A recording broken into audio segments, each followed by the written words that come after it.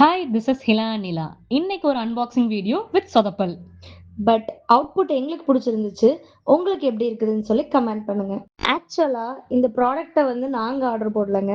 எங்க அண்ணன் தான் ஆர்டர் போட்டிருக்கான். அது வந்ததுக்கு அப்புறம் சரி என்னடா பார்சல் வந்திருக்குன்னு பிரிச்சு பார்த்தா, சரி உள்ள ஏதாச்சும் இருக்கும் மேனுவல் இல்லன்னா இன்ஸ்ட்ரக்ஷன் ஏதாச்சும் இருக்கும்ன்னு பார்த்தா ஒண்ணுமே இல்ல.